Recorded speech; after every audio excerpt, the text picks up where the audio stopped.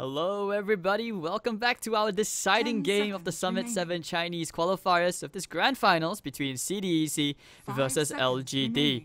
Obviously now the score being 2-2, we've had a bit of ups and downs. CDEC, they took game 1 very convincingly. LGD looked like they were going to close out the series 3-1. But CDEC were like, hell no, we're going to force this all the way to game 5. And here we are, one heck of an intense game ahead of us, and pretty excited to cast this. My name is Hades, and with me, my co-caster, PQMZ. How's the throw, dude? It's getting progressively worse, but it's not something I'm going to complain about because it stems from a good thing happening, More Dota is being casted. Have to love it. After all, we really love casting these games.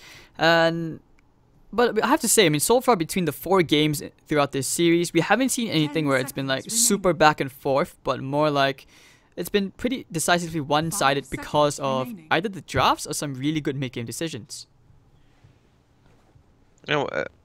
As I said, it's just like you get an advantage, and every time they've converted it, it's really weird to see. Normally, in these high-pressure situations for finals, those are the opposites. You see way more back and forth games. This has been like clean, concise execution.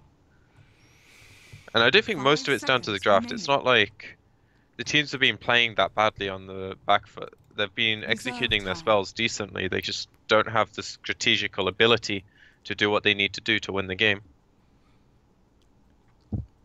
And this time, they actually let the Kunkka slip by. I'm not sure that this will be a mistake, but LGD, of course, I think they rather play against the Kunkka now instead of playing against the Treant, because that was our first Treant game in many. Like I said, that was the first Treant pick in general.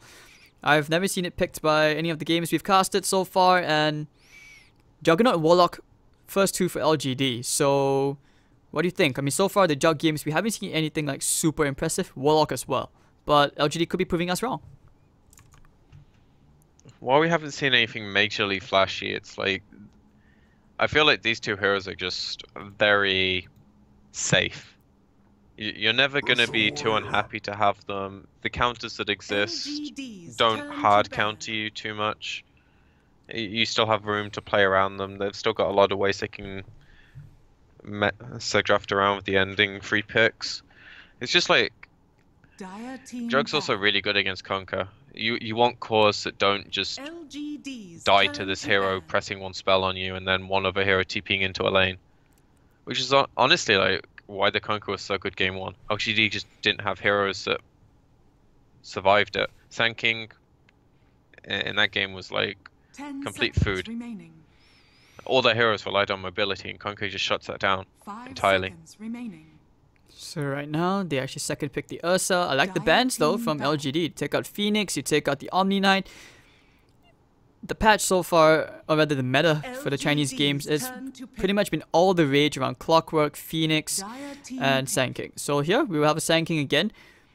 We haven't seen anything wow from Sand King as well so far today in the series, but once again, like LGD, they're picking up all these questionable heroes, but they are the reliable picks. So we'll see whether reliable works, or will CDEC go with something a bit flashy.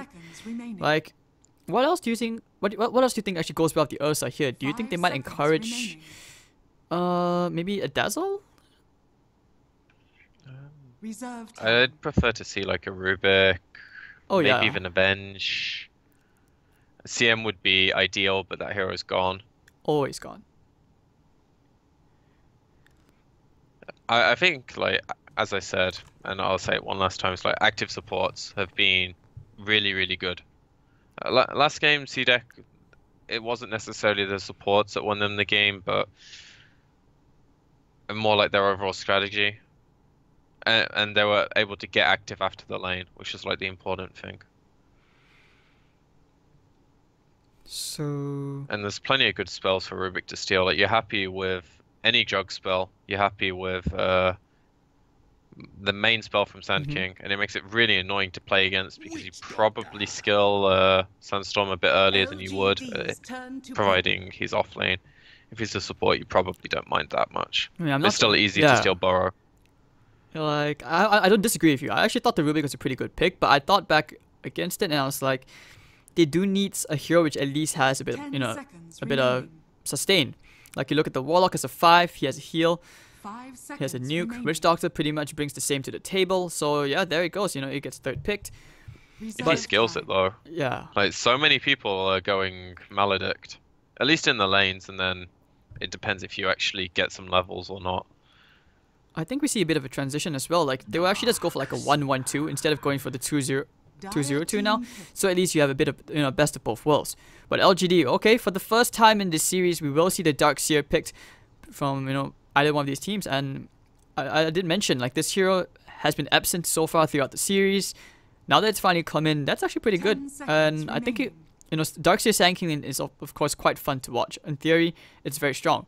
CDEC, they go back for the watermelon pick. LGD's turn to ban. They have been proving you wrong that Tidehunter is actually still like, pretty legit.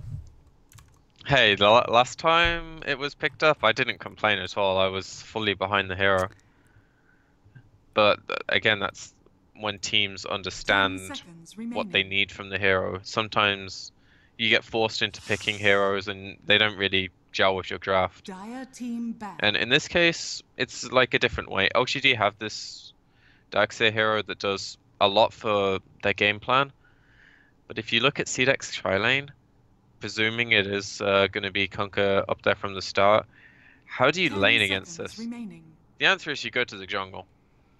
Because I think even with 5 Sand King seconds at the remaining. start, it gets really dicey. Like, if you lose the initial engagement, the game kind of becomes really awkward for you. Whereas if you just start in the jungle, maybe Sand King can leech in the lane if he hides in the trees and does some shenanigans with his Burrow Strike, that they can like at least leech out of the lane. But again, it's an offlaner with no lockdown, and they didn't ban Storm. 10 seconds remaining.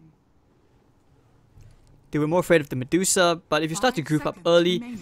Storm Spirit, it's very hard to fight.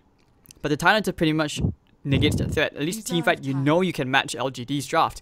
So right now, Darkseer, take out Ember Spirit as well. What's a maybe hero? Do you think Invoker? Do you think he actually tries for TA himself this game?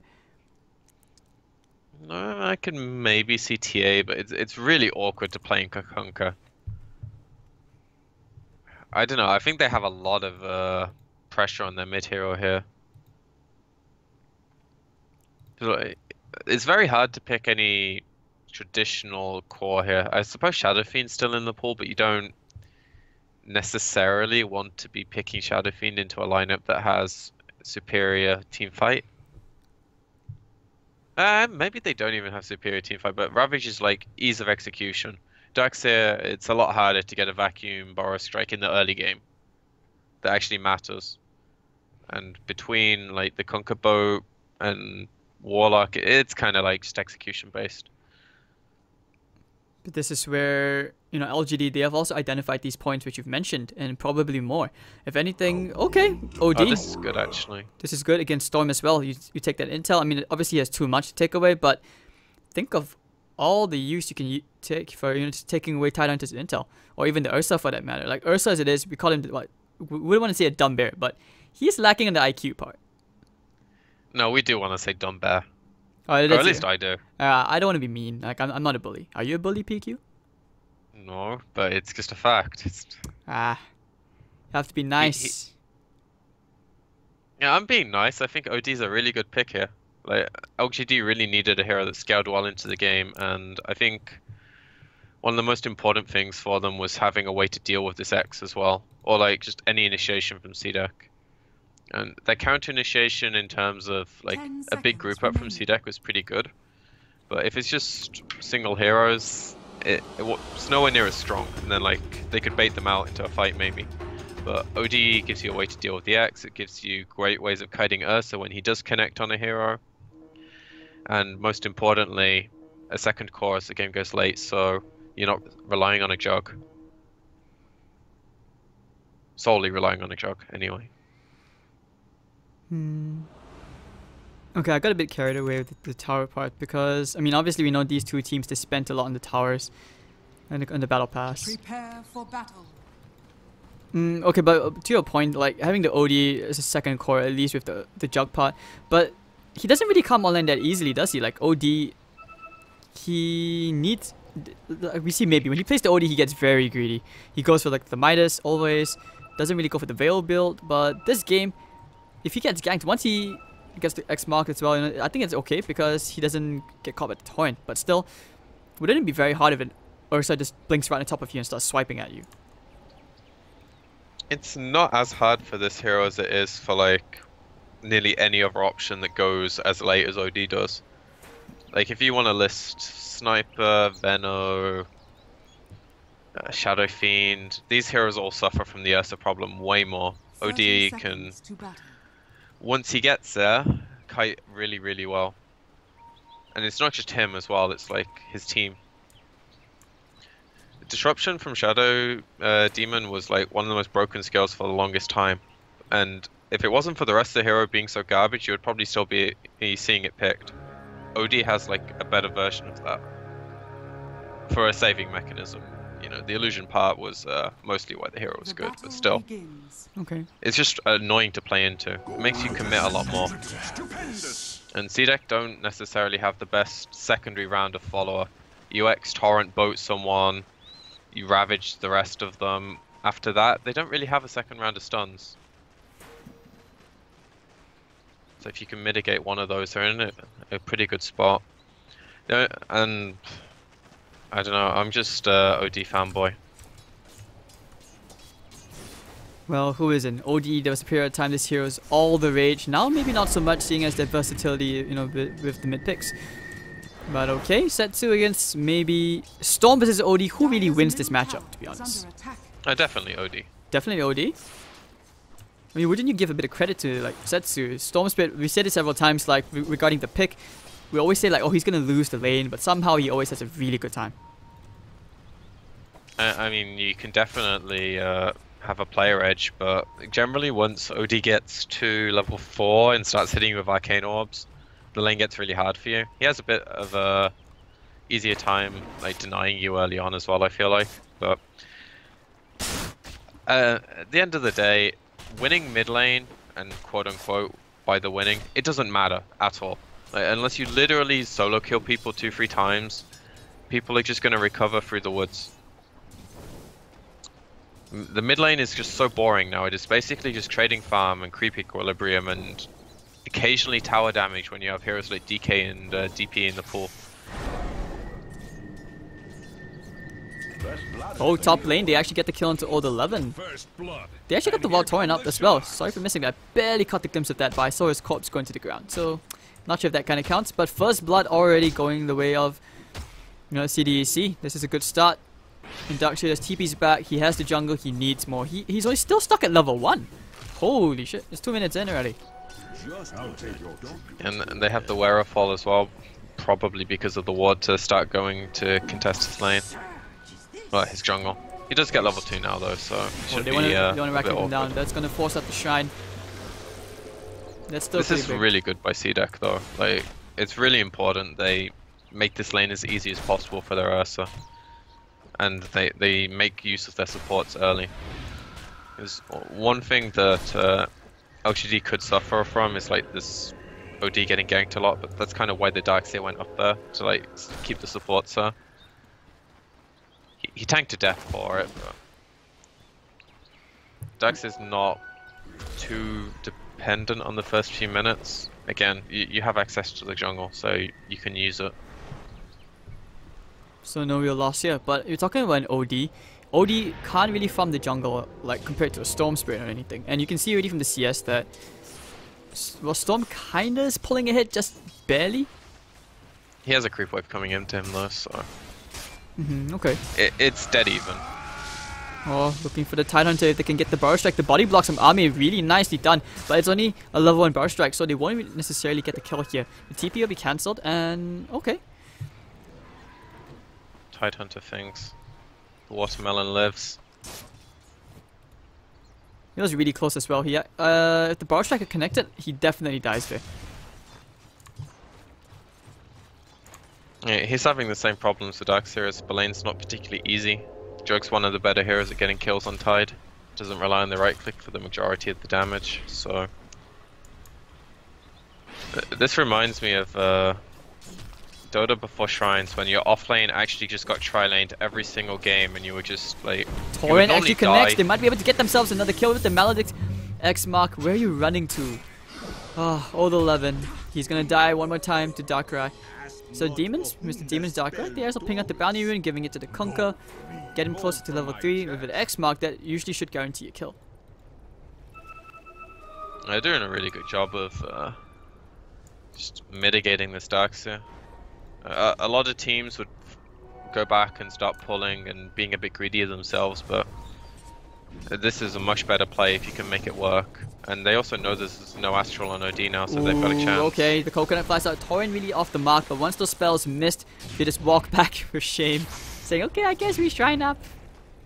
Oh, they don't even have a shrine. Okay, so no mana on either of these heroes. OD just wanted to get a nice little Astral, but of course no range. He's going to build his way towards that Midas now. Meanwhile, in the bottom lane though, they're getting the talent to really, really low, but they don't have any more damage. The Shadow Word heal will not be enough. The Kraken Shell just dispels it immediately. Dire's bottom tower is under attack. At least he's finally getting some creeps, so he managed to drag the wave.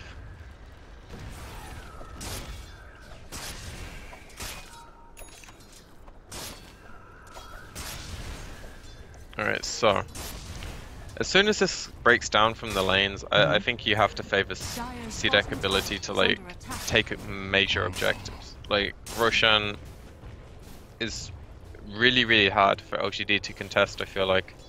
As soon as you have Ravage up, Ursa just gets into the pit with like anyone to tank it, it's awkward for them.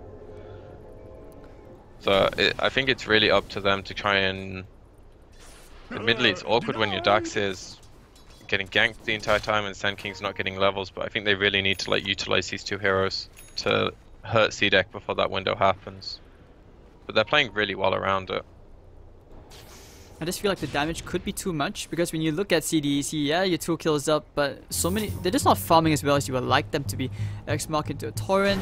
Do they have damage? Okay, the Astral. Torrent actually off the mark. They would throw out the casket, but Torrent once again misses. Now zip forward, Setsu with the double damage. They actually get the Bar Strike here and the Maledict onto Victoria, but still a very nice response to come out, and the CDEC just aren't getting the execute onto... Maybe that should have been a kill, I feel. That's all mind games. You wait for him to X your Astral when he thinks he's getting pulled back, and then you... He just kept very cool. So top play from him out there for sure. And this way OD pretty much gets to build his way into his Midas. It's going to take a really long... Okay, not say a long time, but he's 1,000 gold away. The mid lane has basically become very static. We should be looking to the side lanes where, you know, Tidehunter, he's getting somewhat decent CS, I guess. I mean, he's level 4 compared to like the Darkseer who hasn't really had a place to call his home. But okay, never mind. I take that back. He's almost level 6 now. He's been left alone long enough, and now the supports are coming back, but... They're baiting.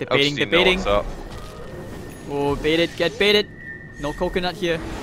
First strike. Alright, they get themselves 1 kill. Old 11 will take it. They wanted to go for a bit greedy into Darkrai, but this dual roaming support, this aggressive tactic is not really going to pay off anymore. They went to the well once too many, and LGD have the ability to adapt. Radiant's top tower is under attack. So 1 to 2, very nicely done. At least LGD shows that they are providing some form of response. 11, now that he's getting levels as well, he can actually lane much more confidently going in against the Ursa, who's had actually very, very good free farm. He has his Morbid Mask, 63 last hits to his name. He can actually just abandon, just go jungle and just pretty much let, you know, the Witch Doctor get some EXP.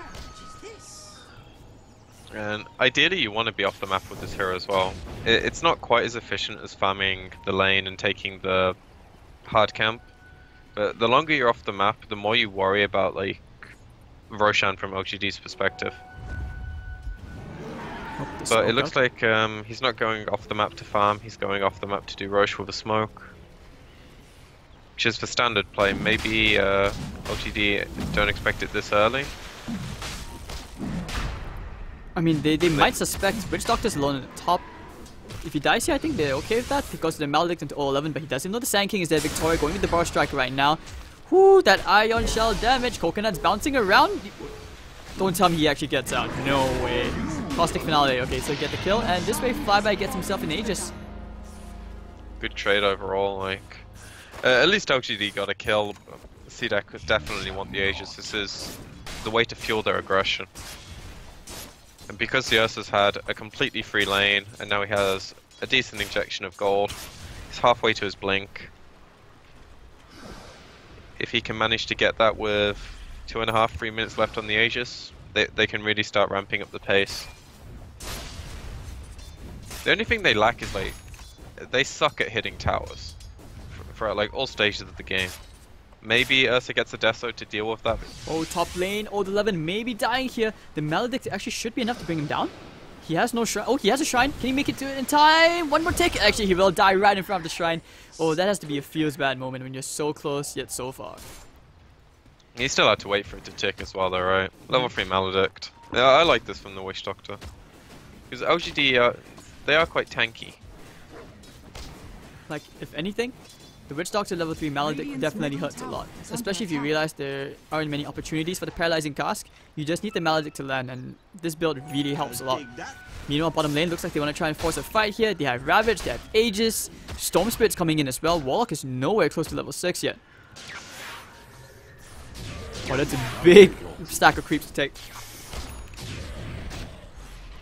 Yeah, your Storms are more than happy to leech that from the enemy team. Or take it, not leech it. He's just gonna shrine up, I think, yeah. So this way, they actually abandon the bottom lane. They see the Ursa, the CDEC are asserting dominance all over LGD's face. Top lane, they get the first kill, but Setsu with the double damage, he's gonna look for more. He wants Army, he actually will get Army. Going for Victoria right now, he has more than enough damage, he needs one more. Has the soaring if he needs to break the trees. Oh, it doesn't have the vision. Really sad. But this means that maybe he can come in, might be able to clean up for a kill here. Victoria could go for a turnaround. No mana to Setsu to get the power strike. Taking all that mana. Astral up, but here comes Mr. Tidehunter. Not so worried. So Setsu still gets out, losing a few intel points, but he's not too concerned. He'll be more than happy trading his Conquer for the Jug kill. And that DD room making it all possible. Ooh, It's like a truck with the damage challenge. Battle for the tier 1 tower, but now the TP's coming in. They can actually burn the Aegis here. Ooh, this doesn't look very good for Flyby. They need the... Okay, they need the Kunkka. Kunkka's coming in right out the smoke. The vacuum onto him. Oh, and he gets shipped to land. Maybe he's in a disaster. Oh, shit. Okay. Baited, boys. Baited, and Old 11, now he's gonna run all the way, trying to juke him out. But they have the X mark. Darkseer, where are you running? Where are you running? Nowhere to go. Flies up into the air. Very, very easy. As LGD get completely jebaited. This Ursa is... he's so fat. He just had 3k gold at 12 minutes. On top of having a pretty stacked inventory already. Blink Dagger, Morbid Mask, the X mark. It looks like they will find the Sand King as well. I don't want to be getting, be too presumptuous, but it looks like CDEC are about to snowball very hard into this game. Yep. Gas pedal is down. Turn up the Nas, and of course with the Ursa, they're going to be very happy. Now it looks like they're going behind the tower. They might actually find Yao, who has a chaotic offering. Oh, he drops it. It actually cancels the Death Ward as well. CDEC getting carried away. And that should be one kill. Will they find the second as well? Power Strike already being used. Kunkka doesn't have the mana for the TP, and anyways, he wouldn't be able to survive this. So 2 kills going the way to LGD. They'll say thank you for the donation as Setsu just tries to push the middle tower just a tiny bit. Radiant's middle tower is under I wouldn't necessarily say it's a donation though, because they still had to use their rock. And that's the only thing CDEC are really scared of in terms of LGD's teamfight control. And it's just your 2 supports. Don't get me wrong, it's good they get the kills, and it's very important they actually cash in their ults whenever they get the opportunity. Because it's hard to do it when CDEC are actually 5 heroes. Okay, they get the Astral onto the Tidehunter. Nowhere to run. He pops the Ravage, but Ame is ready in this nicely. Spin form. Okay, big ultimate, but maybe to kill him off immediately. And they order them to go down, vacuum into 2. Here comes Flyby going ham actually with the swipes. He will bring down maybe. On the cast? There's still a bit more mana. No more caskets? No, they do not. So this way... And I feel very scared for LGD. I really do. Like, look at CDEC. These guys, they have not really... I would say they haven't really used the Aegis to full efficient use, but still, he's going in, getting very involved. He's top of the net worth, very comfortable full item ahead of the OD. Things do He not doesn't look need good. the Aegis. That's the thing, right? And Diffuser Blade. Okay, I guess this is good against the Darkseer. I'll take that. It's just an overall good item as well. Gives you a lot more ability to connect in fights.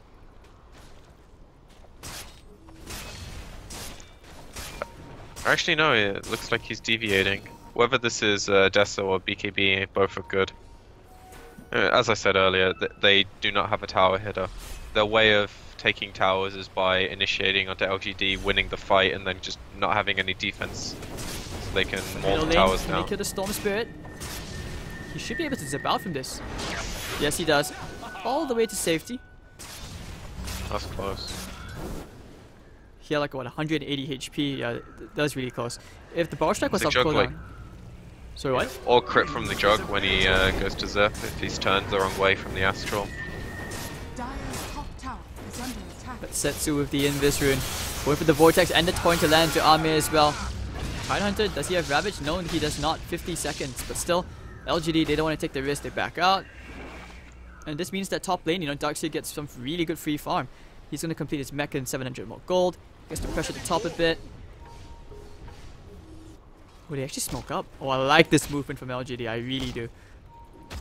Will they find anyone though? That's the question. No, immediate What a blink fly out. Ah, flyby.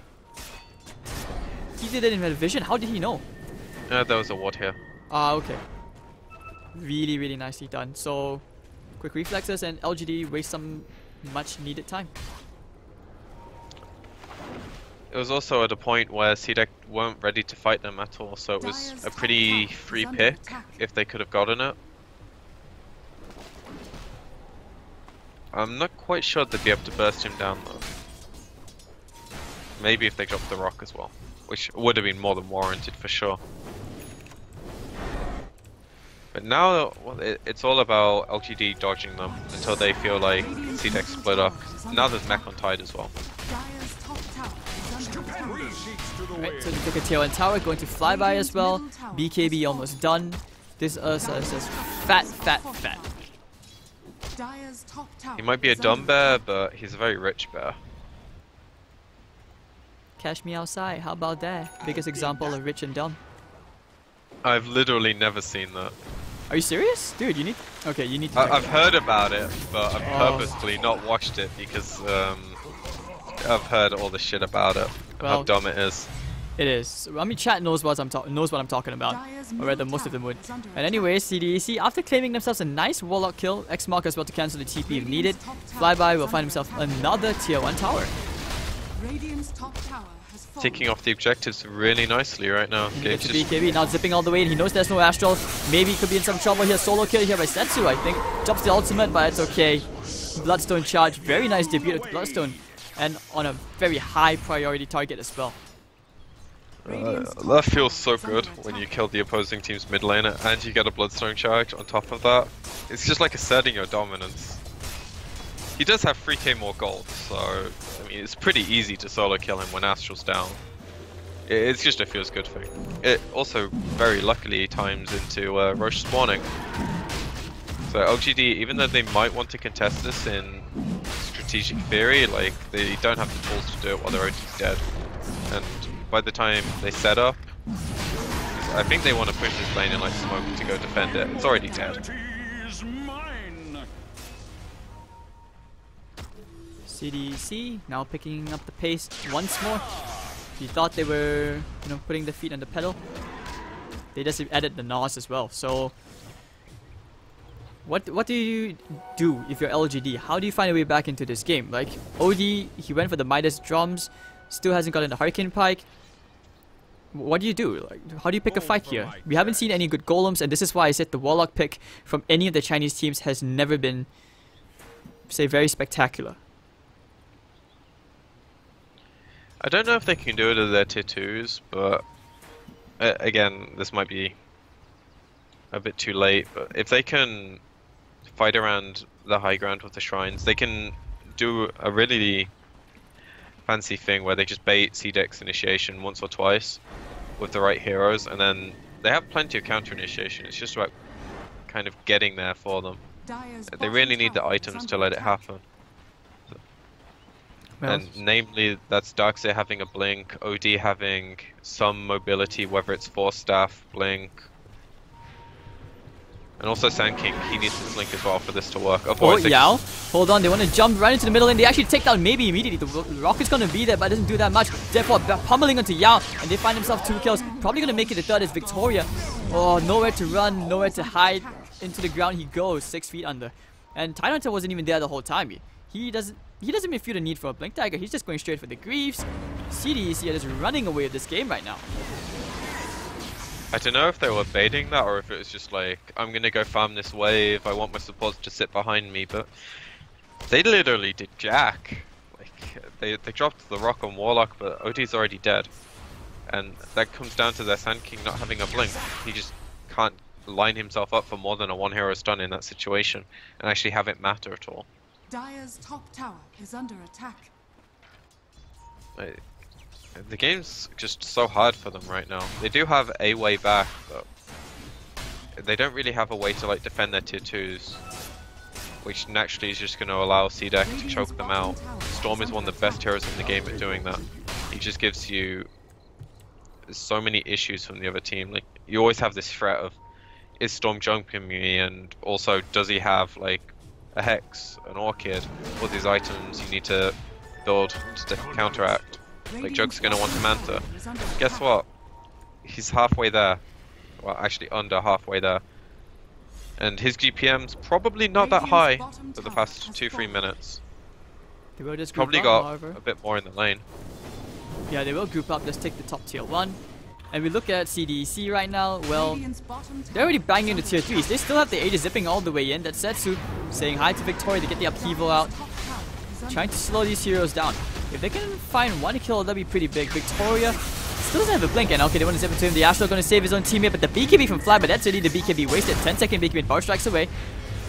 That's Shit. exactly what they Can need they to find do. the Dox here? Yes, they will, but there's just no more follow-up. Astral into the Tidehunter. I'm not sure this is a good idea. He still has Ravage. Yep, he's just way too tanky. Now the back. Okay, Ravage only connects onto 1. And yeah, that doesn't really do much, but Setsu, he's playing the kills here and there. Looking at the OD, Deathward pummeling away and maybe going to save himself for now. Sand King buys back. Omni Slash going to kill Setsu maybe. Yes, he will finally get the kill over the Aegis popped. And maybe actually not going to die. Healing one. Healing one, man, and actually, oh, very nice bar strike. It's going to connect to 3 heroes. All 11 buys back, and he needs to run. It looks like they will find themselves the Ursa. Everyone else on the side of CDEC just TPs out. As Flyby walks inside the base, gives away like 1,000 gold to maybe. But still, they broke the bank holding that base. So worth though. And if you look at how that fight started, that's exactly what I was kind of on about with LGD, kind of layering CDEC's initiation and baiting them in. And they never gave them a chance to use that Ravage, and this is kind of why you want Blink on Tide in most situations. You want the ability to dictate what happens, whereas LGD took that away from him because he's just like a war. Torrent, can he get the kill here? I don't think so. The bar strike's gonna land to Setsu, but now we pop the jumps. Do they actually want to fight though? LGD. Yeah, the healing ward back up. Now they feel a bit more confident. You know the Ravage is down, why not? And there's no Ursa for 5, so if they can get the tower. Oh, bar strike onto the Storm Spirit, actually burning away most of his mana. The vacuum back into the wall. 4 heroes! Oh no! This could be really bad for CDEC here. The Epicenter as well, doing quite enough damage. Setsu actually denies himself to actually come back to life. But Ame and Yao, okay, they do get 1 kill, which will be Darkrai. Losing only 1. Okay, can he get the tower denied? No, he cannot. Yao actually gets the tower. And do they actually want to go back in? Very unlikely, but still very, very big fight for LGD. That was the first time we saw a really good rock coming out from the Warlock. And the bonds pretty much ensured that even Storm, even if he zipped away, he was dying. And he respawned pretty much instantly, but his TP was on cooldown. So when the Ursa pops BKB, he doesn't have the option to go in and accomplish anything. He's just on the back foot, going away. And suddenly the game's not looking so bad for LGD, right? They make 1 hold, they close the gold graph a bit. Admittedly, it doesn't jump up all that much, but it's going in the right direction for them. And as this drags on, OD becomes more and more of a threat. The Force Staff really helps against the Ursa. He's going for his own BKB, not so much the Hurricane Pike. Victoria, well, he needs to blink dagger so they can actually start taking these fights a bit more confidently, especially when you need that much needed crowd control. It's so sad. Oh, zipping all the way for Yao. Ooh. I feel so bad for this Warlock. He shows on the map, but because they had the ward there, he just zips in and gets the kill. Playing poor support against Storm is never fun. Alright, so 17-8 CDEC. This game still kinda in their favor. The tier 3 tower bottom did go below 50% HP. And yeah, this game, I want to see They're still LGD massively in control. It's just that LGD had like a really good window and they kind of fought back a bit, which is really good for them. They just have to continue doing it, which is a hard thing. But CDEC killed 2 heroes though without buyback. You know, Jug and Darkseer and Sand King do not have buyback. They kill those 2 heroes. What do you do? Like after what you can't hold against CDEC like that. Not at how fat Setsu is. Gold and sweet. It kind of depends how much CDEC commit to get those kills. Because sure, they have a decent net worth lead, but it's still only 25 minutes in. They don't have the items to force it that much yet. Which is why they're not going in for this bottom tier 3 and playing super ballsy. Like you might see European teams do, and I'm not even going to go there of how NA would throw an advantage away. But you know, they're just very calculated. Make sure they get all the control out of the map. Take this tier 2, probably wait for another Roche if they can combine that with Storm getting a BKB. They're in such a good spot at that point. And you see that LGD still have to play as 5. They're very scared to split up. But they are getting some good resources off the map at least, you know, all 11 going around. Jungles a bit. They're trying to get some damage onto this tier 1 bottom, which is almost down, 110 HP. They could consider just right clicking it, but the shrines nearby, they don't want to risk taking that kind of fight in case they get jumped on. So right now, if you're CDEC, you're literally just waiting for the Roshan, which is up in a minute 20, before actually thinking of breaching a high ground again. Storm Spirit, meanwhile, he's gonna have his BKB. I can see why, like when you're playing it into OD, you need the BKB, who meanwhile is also about to complete his BKB. And with that could actually be a game-changing item for the next team fight, especially now that you see the Sand King has a Blink Dagger. It could be, but if OD's not the hero they're focusing, he does a decent amount of right-click damage for sure, but I don't know if the BKB's... It's nice, but he needs the second item. That's kind of what it comes down to. And that's just the deficit they're in. They actually smoke up. Stupendous. They even use the scan. They know exactly where CDEC are. With the Iron Shell, the middle lane. Knows. Yeah, the middle wave will push up by itself. But well, I think because of the ward. I don't think they can fight this. Like, they're on top of a shrine. Did the ward give them vision? How do they know? How does CDEC know? Yeah, I mean, like, they have a ward. It's just obvious for them. Oh, okay. Like, LGD are only letting creeps push out the lanes with Iron Shell, and it's around the time Roche is going to spawn. Maybe obvious is not giving them enough credit. They read the situation very quickly. But this is like, again, going back to the difference in scenes. Chinese teams are very, very quick at reading smokes. It's not like they even necessarily look at the map, they just go like, you know what, Roche is probably around soon, or this objective's very important. I'd probably smoke if I was the other team, so we're just not even going to be there. We're going to piece the hell out. We're going to sit behind a shrine. We're going to sit behind our tier 4s in some cases and play super safe. But of course CDEC, they're the ones to actually go for the smoke. They try jumping into Ame, but he immediately spins out. So now they know where CDEC are. If this is the time to fight, we might be seeing a big one soon. LGD know they have to contest this, otherwise CDEC just go straight to high ground. It's so awkward at this angle. Now for the epicenter, they want to go right. Well, actually goes into the Roshan instead, popping the BKB. Omni Slash flying around, but it's not going to do all too much. But give the Ravage, going to go around, actually landing on into one hero. Spin from Ame did juke it. And okay, Sand King looks like he'll be the first casualty here, right here and there. But oh, maybe shredded apart by Fuzzy Wuzzy. And all the 11's also to follow him to the grave. Darkrai with beautiful Death Ward. X-Mark into the ship, and down goes Darkseer. Farm up the illusions, take the Roshan. Very easy for CDEC. Dire's top tower is under attack. The Rock didn't even do all that much for LGD. You can say the same about the Ravage from CDEC, but it's just... You can't blame LGD for going for that. They had to do something, and their way of initiating was... It was kind of potluck if CDEC reacted or not. They kited the Watermelon really well throughout the fight. They didn't give him a good Ravage at all. Problem was, by the time the OD like could do anything, he was just being run at by an Ursa. And unfortunately, the Drug Omni Slash was mostly tanked by the Tide, which... Sure, it's nice for killing him if possible, but it doesn't really matter. He's just going to cast his stuff regardless. You have to somehow net kills on these cores, which now they have Cheese and Aegis. I mean, good luck. And they also have like that second round of item now. It just makes it so much harder. Because before, staggering the initiation from LGD is feasible. Like they made it happen once. The CDEC know that now though, so they're probably going to play slightly differently. And this is super YOLO. This is like last smoke of the game. Oh, they're going straight into the Conker. But this could be a bit of a disaster in the back. Grinding 3 heroes. Okay, the ship passing through all of them.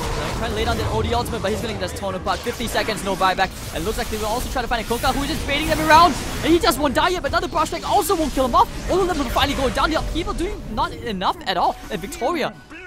GG. Walker Shame. This has to be the GG right here. He can't even go to the shrine. Setsu's just like, hey, come back. Where are you running?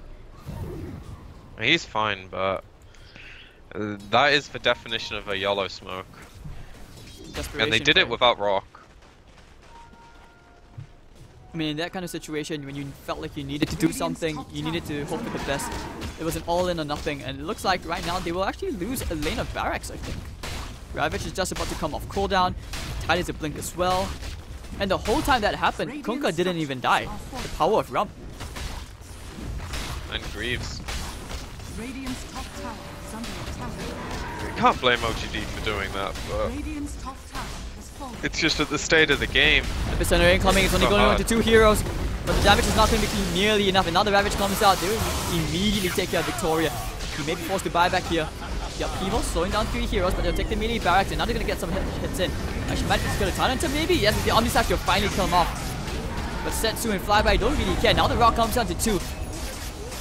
Not the best idea. I mean, Setsu's just going to casually just zip out with the ship not going to do anything. Okay, vacuum in 2. Maybe they can just kill the Witch Doctor at least. The Search 4 and LGD are looking for kills. They're bloodthirsty. They need to get something more out of this.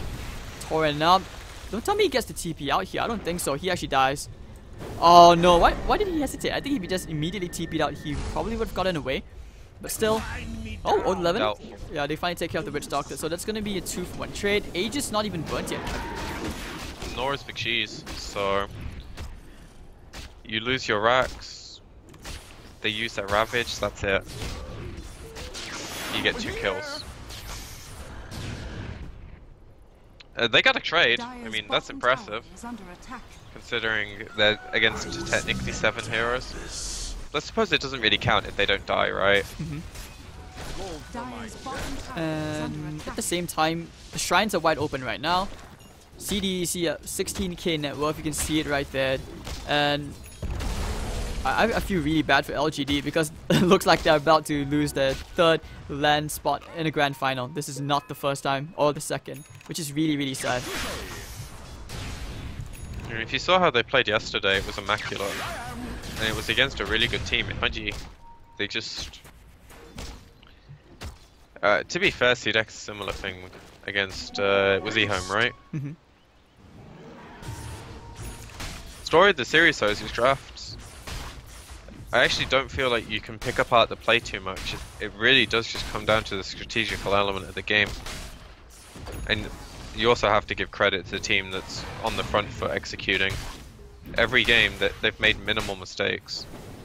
Oh, Setsu, he's going straight for maybe. Who goes to the BKB TP out. 70 seconds, no BKB. Pretty big window. And if we look at buybacks, that we have 1 available on Sand King if they don't get any gold before that happens. And he's not the most relevant hero to buy back on. Oh, they find the X mark into Ame. He needs to spin away from the Torrent. The upheaval does slow them just a tad bit, but still, if you're looking at LGD, you're very, very scared. Because right now CDEC, they're going straight for the bottom tier 3. They know that it's lower HP, easier to go. Zipping all the way to the back line, trying to kill Army, and immediately zips out. Right. One more hit. Intel. Ooh, they can actually get some intel off the entire hunter, but the Glimmer Cape. Oh, the bash on Storm Spirit. Oh, it just expired. Oh no, what a disaster. And that's going to be the gem on the floor. This is where LGD can actually look to press. They can look to fight.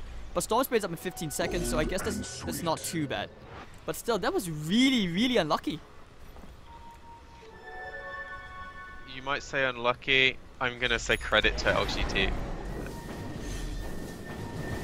It worked out really lucky that they actually got the kill, but they timed that go. They didn't just like react and kind of YOLO it. They knew the Aegis timer for sure. And it pays dividends. Problem is, I don't think they actually need the Aegis because Storm can just swap out the wand and get the cheese from Ursa. I don't think Ursa really needs the cheese. So they're not out the woods yet. Getting the gem is a huge deal though, actually. It gives them some resemblance of map control. I mean, you don't want to forget as well, that was like pretty much 900 gold instantly to Ame. That helps him up. The basher, that lucky bash. Setsu is actually about to fly. You can see his arms like stretched back. So now they smoke up, baiting out. We'll see if LGD do take the bait. CDEC really want to close this game out. They almost took the tier 3 tower. It's actually one hit away. Smoke up. No, man. LGD knows what's going on. Sand King's there. He's poking and prodding. I mean, they have to know, right? The creep waves are quite pushed out on all 3 lanes, except the middle, where now they will show themselves. But still, LGD, very good read, and they're just turtling right now because they understand what's at stake. But this means they can actually go for a smoke. Into the Ravage, it seems unlikely. But hey. It's all around this ward, I think. And if they can fight under a shrine, it's better than fighting outside of one for sure. They just need the right the bar strike only onto one though, and now they're gonna start banging into the other ultimate. Oh, they can't really get anything else. And now Omni Slash bouncing onto the Talent, not the best target to kill. And the Rock, okay, 1, 2, 3, but it's not gonna do anything. If anything, it's gonna feed away. And Setsu's gonna try right click by Ame. Death Ward. Oh, I think they actually might be able to kill him off. The Mountain Star Illusions is actually gonna kill him off because of the coconuts. That's so sad. And Yao, 4 staffs away, looking for the X mark into the ship, and that's going to be one more down. Goodbye. Goodbye back immediately from the Juggernaut. Those Manta Illusions really killed him. That was so sad. And that's a fight where they don't have to worry about Ravage either. And now they do. Oh no, disaster. And if anything, CDEC, they have a huge opening to find themselves a second lane of barracks. Possibly even mega creeps because of the Ravage now. It is very likely that if they don't dive the fountain for several minutes, they end the game here.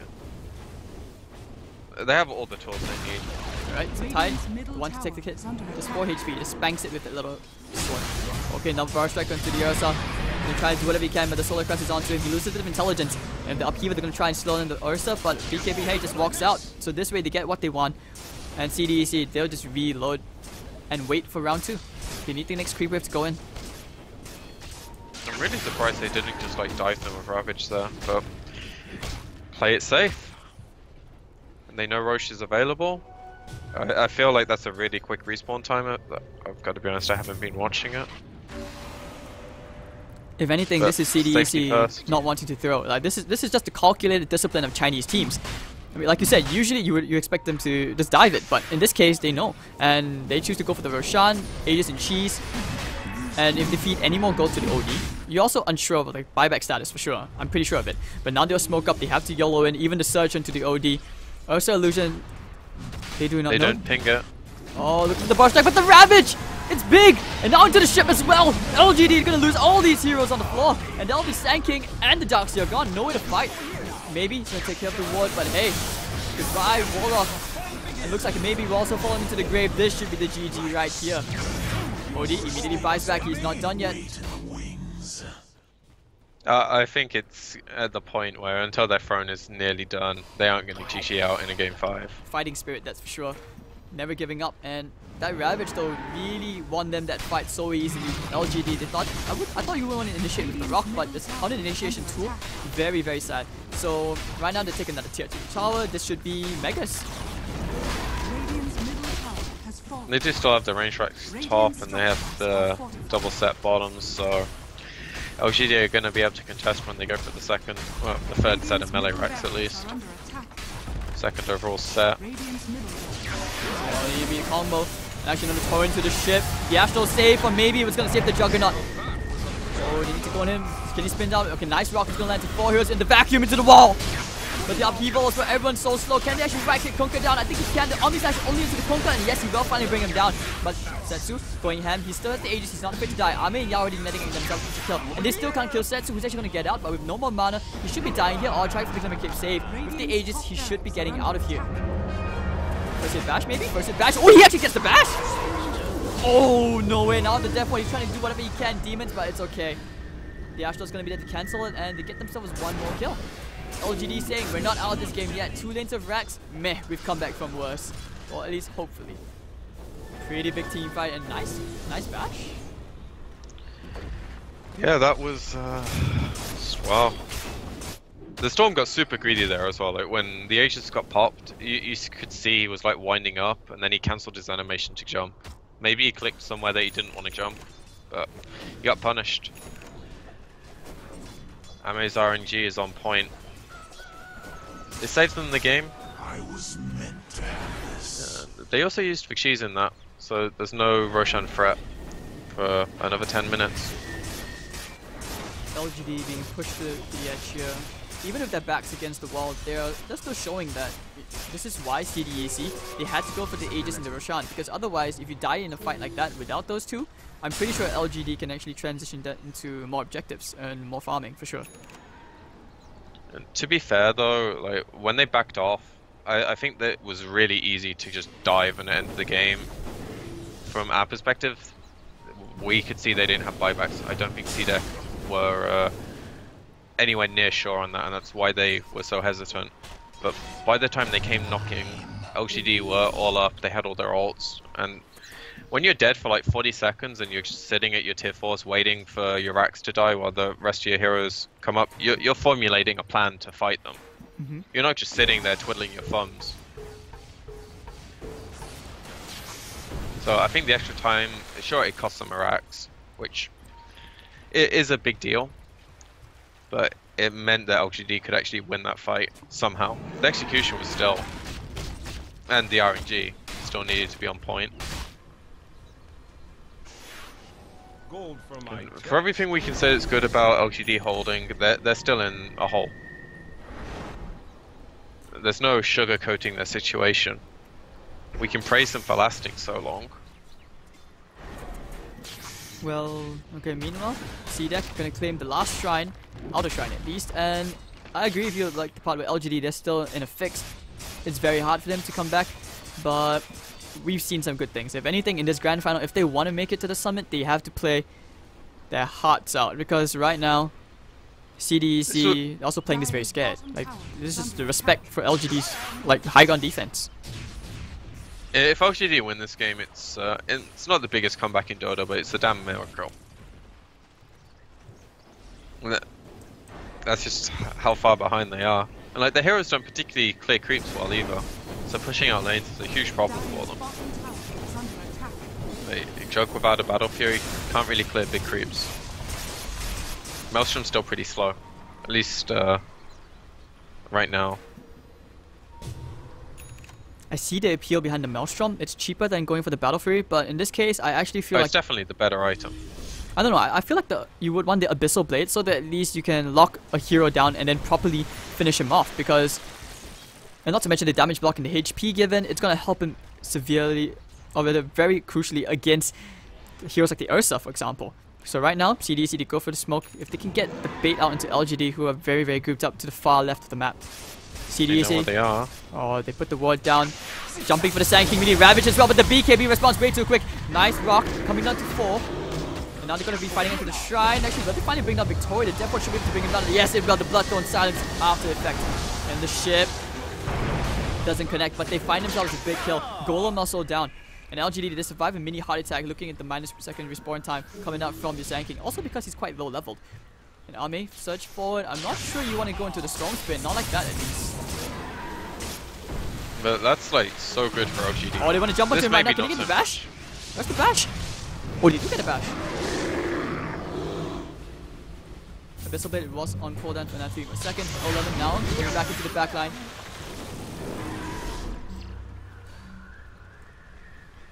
Alright, so now we have another Mexican standoff. And considering CDEC's initiation in that fight, Oh, set 2. Thinking about going in, but he gets down again. LGD only losing that Oh, the bar is strike. huge. I think they want to fight this. They should know there's no Ravage. The BKB coming in right now from Flyby. Yao going to get 4-stack for it. The Omni Size bouncing around. Ursa tanking everything with the Enrage. He's not going to take all too much damage. The Manta style. Fucked right now. Looking for the ship. Oh, turns out into the air. This be a pretty big ship, but a save from maybe. And Flyby should be going down right here to old 11. And this is where LGD, they can keep on going, looking for a bit more. Playing forward from Victoria. Looking for the stun. Can he find the stun into anyone? Doesn't want to go into the tight. The waves are not in their favor. But LGD, I'll take that. they find themselves at least, you know, half an inch back into this game somehow. I think CDEC are choking. Is this actually happening? I mean, this would be the dream to cast. But of course, trying to give it off with the power strike, Victoria will not find it. And CDEC, you have to be very puzzled at what's going on. I mean, Setsu, he could probably get rid of the wand, go for a Hex. You need that. Jug is very close to that, you know, Mjolnir. He needs it. But looking at the Darks here, what item do you go for in this guy? He's going for the Lotus Orb. Would you not try for maybe a Refresher Orb or a Hex? I feel like you really just need a way to deal with the Blood Fawn.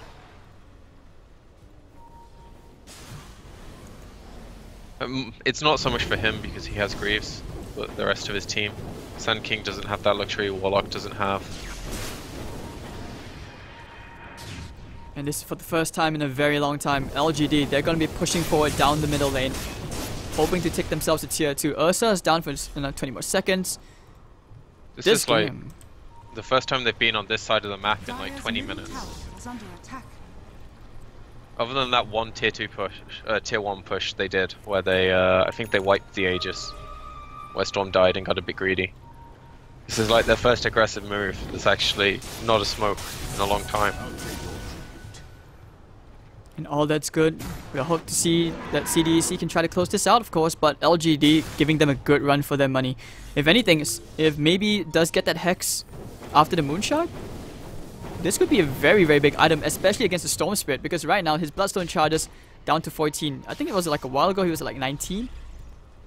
I think he hit 20 at one point, didn't he? Or is that the previous game? No, it was this game. He had that many, but it's just been extremely hard. They're waiting for the Roshan, which is not going to be up for a minute and a half.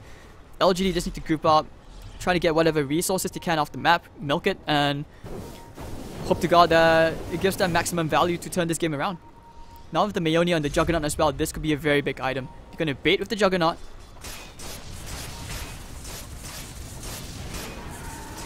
Do they actually want to jump him? You can see the Enrage pops into Flyby.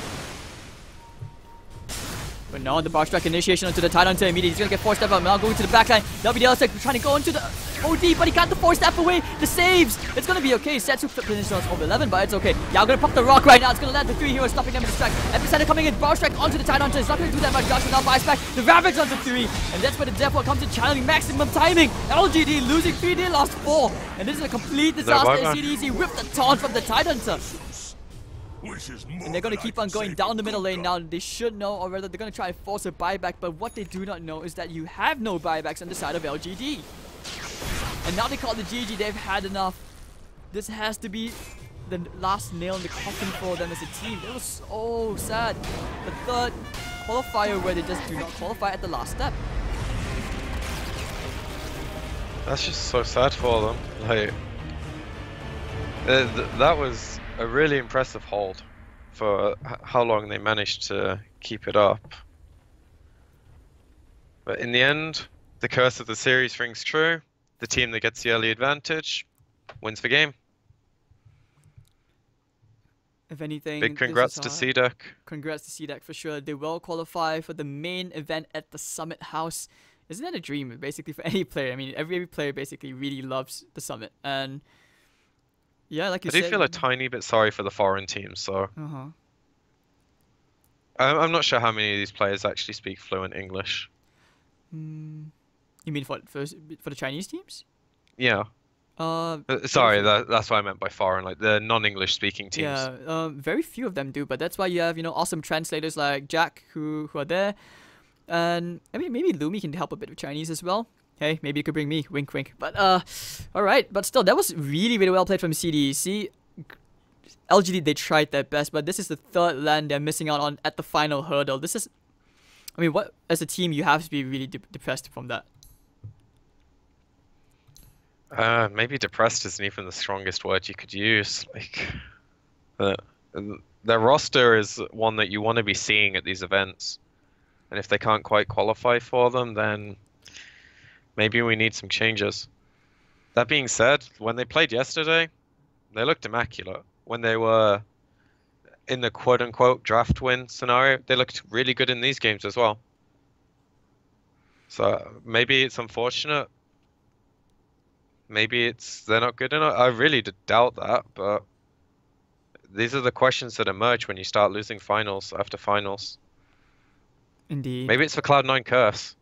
Maybe. Because Cloud9 disbanded, and NP show their honorary Cloud9, but right now, maybe it's LGD that have the second place curse.